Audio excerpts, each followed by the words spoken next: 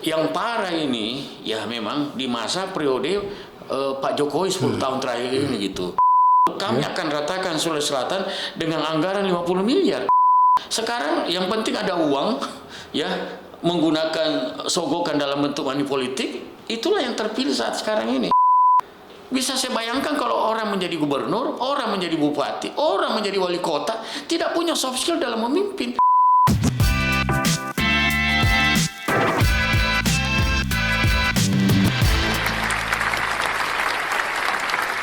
Assalamualaikum warahmatullahi wabarakatuh.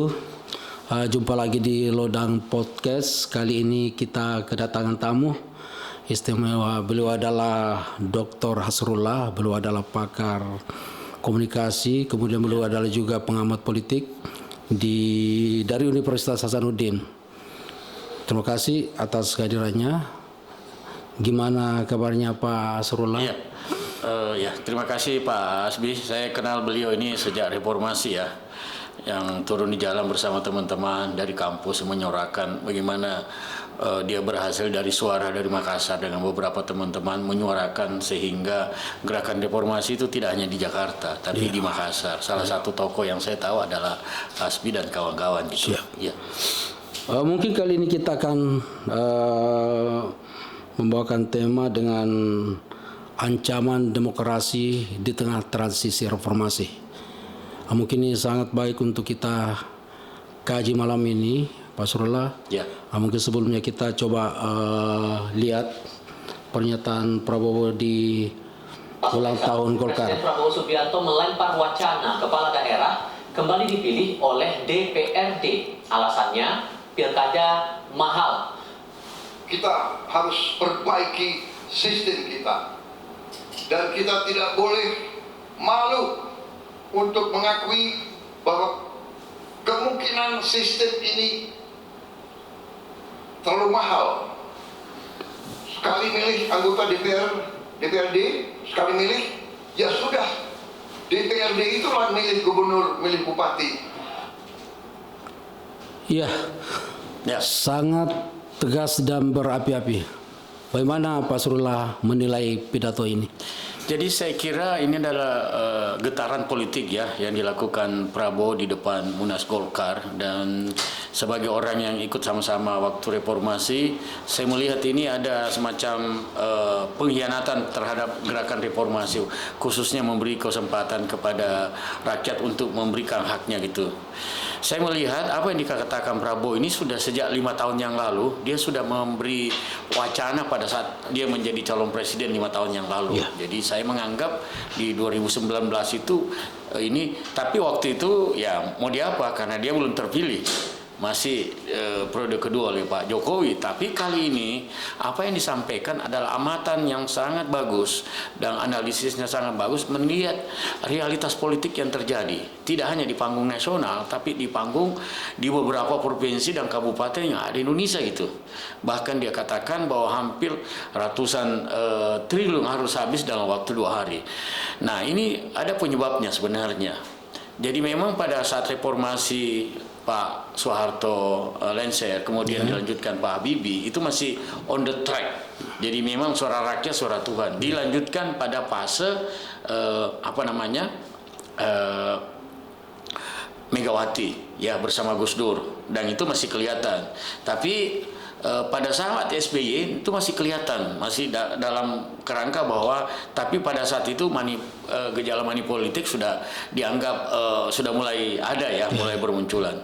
Yang parah ini ya memang di masa periode Pak Jokowi 10 tahun terakhir ini gitu, bahwa memang yang bagaimana caranya sebuah demokrasi yang menganut paham kita ya sebenarnya kan di alinea keempat Pancasila, kerakyatan yang dipimpin oleh hikmah kebijaksanaan dalam permusyawaratan perwakilan. Nah, tapi memang dalam pemilu yang kita lihat memang tanda kutip ya ada 3 faktor yang menyebabkan sampai Prabowo mengatakan seperti itu.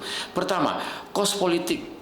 Kos politik semestinya baik di tingkat kabupaten maupun di tingkat provinsi, bahkan di tingkat nasional, itu harus ditahu dia punya modal kos politik itu berapa dia punya gitu.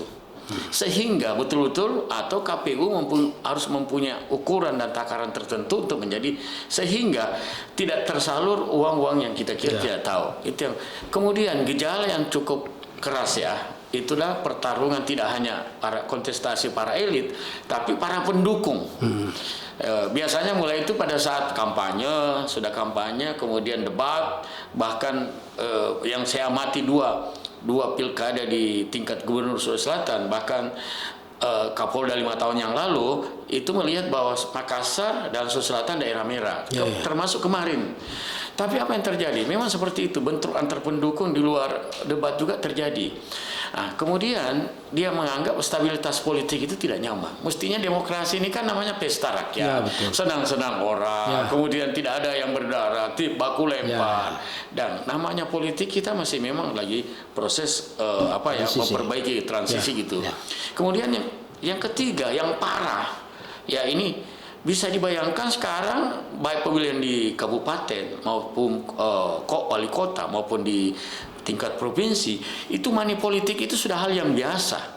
Bayangkan kalau satu suara, saya juga sampaikan di Kompas bahwa itu satu suara itu 300.000, bisa kita bayangkan. Ya, bahkan ada salah satu tim calon mengatakan dengan bangga, dengan merasa tidak malu-malu, kami akan ratakan Sulawesi Selatan dengan anggaran 50 miliar. Ini kan secara etika politik tidak perlu terjadi seperti itu. Nah, apa yang dikatakan Prabowo, baik kos politik maupun money politik yang sudah sangat masif, TSM, terstruktur, sistematik dan masif, itu terjadi. Kalau dulu orang malu-malu menerima uang ya, sekarang tidak. Nah, itu yang menyebabkan 3 faktor ini sehingga saya menganggap Prabowo melemparkan ide ini, yang melemparkan gagasannya ini agar di pemilihan bupati, wali kota maupun gubernur itu diserahkan kepada DPR. Sebagai staf ahli DPR Sulawesi Selatan yang sudah 6 tahun, memang kayaknya kurang gurih ya kalau tidak ada pesta demokrasi yang dilakukan. Ya, sekarang kita berharap harus ada rambu-rambu yang jelas. Apa yang dikatakan Prabowo ini harus ditindaklanjuti tentang undang-undang tentang pemilihan baik kabupaten, kota maupun provinsi. Dan saya melihat saya bayangkan itu kan money politik itu kan sudah melanggar etika, melanggar moral. Kalau di kos politik nggak ada masalah. Nah, ini juga bisa kita bayangkan. Akhirnya yang terpilih, dampaknya itu bukan siapa yang banyak uang, semua bisa dibeli. Akhirnya orang-orang yang kita harapkan menjadi seorang tokoh, menjadi gubernur, menjadi bupati, wali kota, akhirnya tidak seperti yang kita harapkan. Jadi bahkan orang-orang yang tidak punya pengalaman, apalagi kalau tingkat organisasinya setingkat SMA gitu yang bisa memimpin kita, ini kan kasihan gitu. Padahal bisa saya bayangkan kemarin waktu 1 tahun yang lalu untuk Sulawesi Selatan itu ada 10 tokoh yang punya kapasitas untuk menjadi gubernur Sulawesi Selatan. Tapi apa yang terjadi? Inilah kenyataan yang kita lihat dan saya tidak perlu komentari. Publik akan melihat seperti itu gitu. Dan saya kira ide Prabowo ini kita harus disambut baik, tidak hanya DPR, politisi, kampus-kampus di seluruh Indonesia itu harus ikut melihat, melakukan debat, kemudian FGD di kampus-kampus itu, kemudian sesudah itu ada riset ke dalam, ya, kemudian meminta suara masyarakat dengan bentuk survei maupun interview mendalam. Dan saya berharap, Unhas ya di kawasan timur ini bisa mempelopori ide-ide semacam itu untuk diberikan kepada presiden bahwa undang-undang atau aturan itu juga tidak hanya dari para politisi, tapi tanggung jawab sebagai akademisi harus ikut menyumbangkan pikiran-pikirannya untuk seperti yang diinginkan oleh Prabowo gitu. Tapi begini, ini kan pemilihan atau melibatkan rakyat secara langsung itu adalah buah dari reformasi. Betul. Apakah ini tidak melanggar reformasi dalam artian bahwa apakah ini bukan merupakan kemunduran demokrasi? Ya, kalau kemunduran saya kira dampaknya kita sudah lihat ya, kita uji coba secara langsung. Apa yang terjadi? Kerusakan dalam demokrasi itu kita tidak bisa lagi melihat secara netral, secara objektif mana sebenarnya pemimpin yang memang punya pantas. Sekarang yang penting ada uang, ya, menggunakan sogokan dalam bentuk money politik, itulah yang terpilih saat sekarang ini. Makanya perlu kita penelitian. Nah, jadi maksud saya begini, ini kan kita masih dalam transisi iya, demokrasi, transisi reformasi. Artinya reformasi ini baru berjalan 24 ya 25 24 tahun. Artinya mungkin kita masih membutuhkan waktu untuk mempelajari ini sehingga itu betul-betul kita maju dalam proses demokrasi nanti, seperti itu. Iya. Sekarang kita kan masih negara Pancasila ya. Itu di alinea keempat mengatakan menunjukkan bahwa persoalan ini adalah musyawarah mufakat dan kemudian diberikan kepada untuk pasal alinea keempat Pancasila itu, ya, kerakyatan yang dipimpin oleh hikmah kebijaksanaan dalam permusyawaratan perwakilan. Kalau kita mengadopsi seperti ini sekarang, ini sangat liberal buat saya gitu. Itu bukan kalau orangnya liberal cerdas seperti di Amerika dan negara orang bisa membedakan itu. Di sini tidak. Ini bayangkan sudah 20 tahun money politik yang sudah mewabah dan kayaknya apa yang dikatakan Prabowo ini sudah sangat kronis. Kenapa tidak anggaran seperti itu dibentuk dalam bentuk program kerja yang ada di masyarakat gitu. Nah, kemudian kalau dikatakan ini gejala, fakta politik sudah seperti ini. Apakah kita harus rusak lagi 5 tahun ke depan?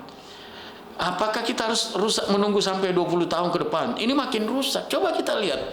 Makanya saya mengusulkan kampus-kampus yang ada di seluruh provinsi melakukan riset dan kami berupaya keras dari UNHAS untuk mendorong bagaimana UNHAS bisa melakukan apa sih dampak positif dan negatifnya dengan yang terjadi seperti ini. Dan itu harus ada rekomendasi kemudian diserahkan kepada presiden gitu. Jadi saya melihat ada sesuatu yang hilang. Jadi karena ini sudah zamannya post-truth, orang sekarang dulu kalau awal-awalnya orang malu terima uang 50.000, 100.000, sekarang tidak. Nah, celakanya lagi, maaf, saya tidak berarti memojokkan salah satu instansi, tapi di Bawaslu itu banyak laporan tentang keterlibatan ASN. Itu kan dikatakan termasuk aparat keamanan. Aparat keamanan. Ya, itu oknum ya. Oknum. Walaupun PDI mengatakan itu bukan oknum lagi karena sudah lembaga yang terlibat. Nah ini kalau ini dibiarkan para ASN, kemudian ada pihak-pihak tertentu yang secara distilahkan partai coklat. Ya, saya tidak berani bilang partai coklat ya. Karena yang jelas ada oknum aparat yang sebenarnya ini harus dibatasi. Bayangkan kalau aparat sudah ikut terlibat dan ini sudah menjadi wacana nasional dan sudah menjadi suara di DPR RI gitu. Jadi saya berharap ini momen yang dilemparkan ini Prabowo, kita minta kampus-kampus di seluruh Indonesia melakukan riset tentang dampak daripada pilkada di tingkat kabupaten dan sehingga masukan itu tidak hanya dari partai politik tapi masukan secara akademik hasil tentang bagaimana sebenarnya wajah sebenarnya sehingga betul-betul keputusan yang disampaikan ke kampus-kampus ke pemerintah atau kepada presiden ada dasar riset, ada dasar data bahwa beginilah potret demokrasi selama 24 tahun. Makanya solusinya adalah memberi kesempatan. Itu pun juga harus ada aturan yang lebih jelas ya. Bagaimana pemilihan wali kota, bupati di tingkat dan di tingkat kabupaten kota tingkat 2 wali kota maupun di tingkat 1 gubernur gitu. Nah, memang di situ kontestasi itu lebih bisa diterawasi. Nah, bahkan kalau mau bagus ya setiap panitia yang memang panitia di situ dan anggota DPR harus dikelirin begitu ya, diminta pertanggungjawabannya bukan saja tentang bagaimana keinginan mau dibawa kemana ini kabupaten maupun wali kota madya atau provinsi, tapi juga kita mau tahu apa sih komitmen daripada DPR yang diberi kesempatan. Dari beberapa kemarin kami diwawancarai dari Kompas TV, saya melihat ada respon mengatakan seperti itu. Ini adalah yang terbaik. Bahkan beberapa teman-teman di Jakarta memberi appreciate dan ini sudah menjadi wacana nasional gitu. Saya kira begitu Pak Asbi. Artinya gini Pak Surla, apa tidak ada peluang taruh misalnya ketika pemilihan kepala daerah, apakah gubernur, bupati atau wali kota diserahkan sepenuhnya ke DPR, apakah itu tidak akan terjadi money politik? Artinya pasti orang yang banyak uangnya akan mungkin secara akan menyogok misalnya money politik terhadap anggota DPR atau ke partai. Apa tidak ada peluang itu untuk terjadi seperti itu, Pak Surla? Ya, kalau kita perhatikan sumpahnya wakil rakyat waktu dipilih kan jelas sekali akan menjalankan pemerintahan yang bersih dan berwibawa atau bertanggung jawab kepada publik dan masyarakat kita. Sekarang memang harus ada aturan lagi menyatakan bahwa orang-orang yang akan menjadi pelaksana anggota DPR ini betul-betul orang yang menegakkan aturan yang ada gitu.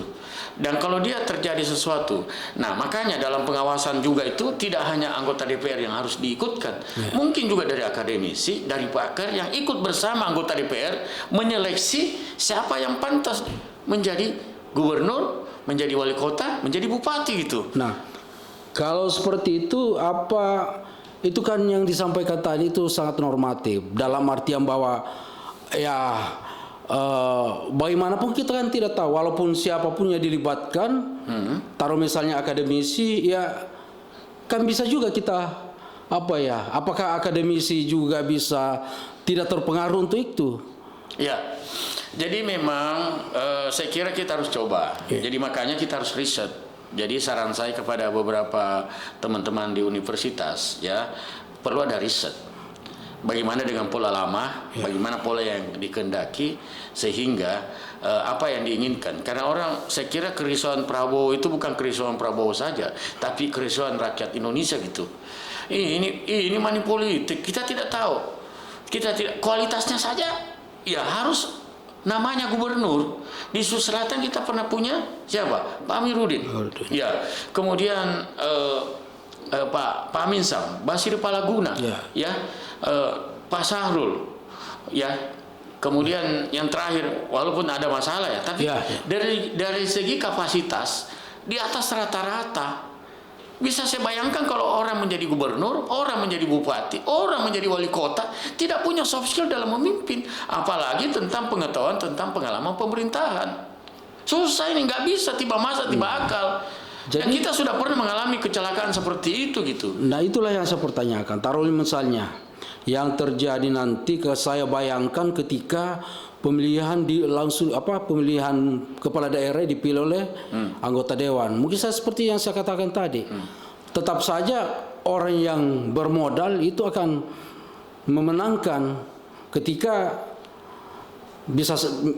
dia berurusan dengan partai misalnya, dengan oknum di anggota dewan seperti itu. Ya, saya belum bisa mengatakan bahwa saya mencurigai ya, tapi ada ya, memang kalau di DPR Sulawesi Selatan itu ada 85 ya. Tentu banyak juga yang punya idealisme yang tangguh gitu ya.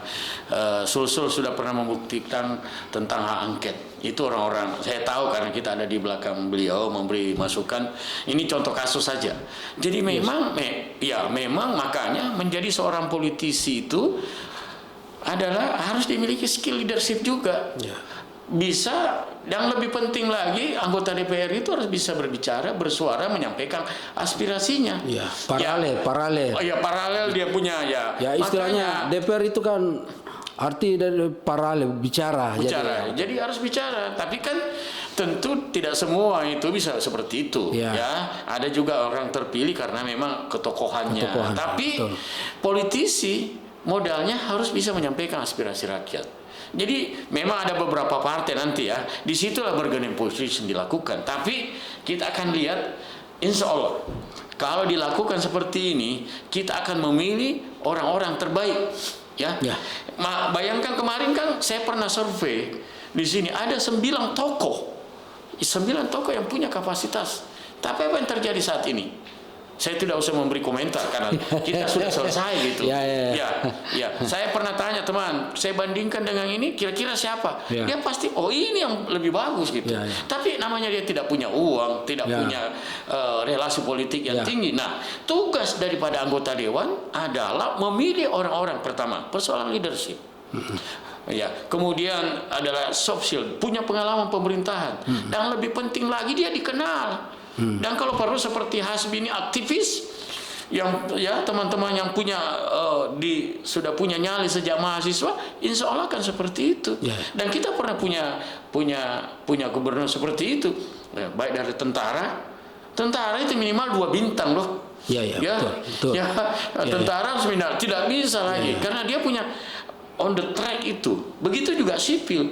Rektor. Dari rektor. Kemudian pernah juga kita punya tokoh masyarakat yang disegani dan punya kapasitas, punya pengalaman pemerintahan. Kemudian yang lain-lain seperti itu. Yang sekarang yang penting ada uang, itu yang menjadi persoalan juga, bukan persoalan kos politik saja. Karena menggunakan uang kira-kira untuk, padahal itu kan uang haram sebenarnya. Nah, cuma ini karena sudah post-truth, karena dianggap sudah hal biasa menerima, ya dia bilang dasar, ini piro, mau berani berapa? Kalau 100, ya sekarang pasarannya 300.000, bisa saya bayangkan. Bahkan saya rumor sebagai desain komunikasi, kami belajar rumor dan desas-desus. Bayangkan di setiap kabupaten itu sebelum 7 hari sebelum hari H sudah hampir puluhan miliar disiapkan uang untuk melakukan money politik. Bahkan guru-guru atau apa semacamnya semua, ya mau diapa lagi karena dianggap post-truth, karena hal yang biasa. Ambil uangnya, ya saya pilih atau tidak itu persoalan lain. Nah, ini yang harus dikikis gitu. Jadi ketiga yang saya anggap menyangkut tentang kos politik, harus ditahu Pak Hasbi mau jadi berapa modalnya itu, untuk kabupaten berapa, disiapkan, diberitahu, untuk apa. Kita tidak punya seperti itu. Umpamanya kita harus siapkan 50 miliar. Tapi uang itu harus jelas dari mana. Transparan terjadi. Kemudian bisa ditahu DPR. Kalau gubernur berapa? Kita tidak tahu berapa kos politik. Yang ada kita tahu adalah broker politik itu yang seperti itu. Kasihan. Jadi nanti kalau dia terpilih tidak memikirkan program kerja, tapi bagaimana mengembalikan uang yang pernah dia lakukan gitu. Di samping juga ada beberapa orang yang berbicara pun di depan publik tidak bisa. Bagaimana mau jadi bupati, mau jadi wali kota, mau jadi gubernur kalau persoalan pemimpin tidak bisa menyampaikan pendapatnya. Bahkan ada yang mau diburu sama wartawan, diminta komentarnya tidak bisa. Ini kan pemimpin seperti apa itu? Karena wartawan salah satu wakil kita untuk menanyakan sesuatu tentang apa peristiwa yang terjadi gitu. Bagaimana tanggapannya sebagai bupati, sebagai wali kota, sebagai gubernur gitu. Ya, menarik sekali diskusi kita pada malam ini. Semoga kedepannya apa yang menjadi cita-cita reformasi itu bisa betul-betul terwujud. Artinya misalnya ada perubahan. Saya pikir saya sepakat dengan apa yang disampaikan tadi Pak Sarul, bahwa harus melibatkan semua elemen untuk mengkaji hal-hal yang memungkinkan untuk Indonesia lebih baik. Tapi satu yang saya punya harapan, saya pernah bawa mahasiswa KKN 3 angkatan jadi KKN di KPK. Di KPK itu bukan hanya penindakan, ada pencegahan. Mungkin pada saat di DPR itu ada yang duduk DPR sebagai mengetahui berapa sirkulasi, kalau ada nggak sirkulasi, definisi pencegahan harus disampaikan. Kalau tidak salah sekarang ini namanya Pak Pahala, masih sampai sekarang masih dia menjabat barangkali. Jadi kita panggil KPK, duduk di situ menyampaikan tentang aliran dana, sehingga transparansi itu ada gitu. Sekarang kan kita tidak tahu gitu. Apalagi kalau ada oknum-oknum ASN maupun aparat yang terlibat, siapa bisa gitu. Jadi keterlibatan KPK itu dalam bentuk ya saya mengusulkan nih di divisi pencegahan gitu. Jadi orang jangan, tidak bisa lagi orang money politik seperti ini, tidak bisa lagi. Jadi betul-betul orang yang berkualitas, punya leadership, punya pengalaman pemerintahan, kemudian dia dikenal oleh public figure dan karakternya justru sudah teruji. Tidak instan langsung, tidak melalui pengalaman. Ya kalau Bapak kan aktivis mahasiswa, minimal pernah jadi ketua senat mahasiswa atau ketua himpunan, sehingga atau menguasai beberapa jaringan soft skill. Karena memimpin itu tidak bisa instan gitu. Punya harus dasar riwayat soft skill yang bagus gitu. Oke. Terima kasih Pak Surullah atas kehadirannya di Lodang Podcast. Mudah-mudahan kedepannya kita bisa menghadirkan kembali. Saya pikir banyak hal yang mesti kita selesaikan di Republik ini. Jadi terima kasih. Assalamualaikum warahmatullahi wabarakatuh. Waalaikumsalam.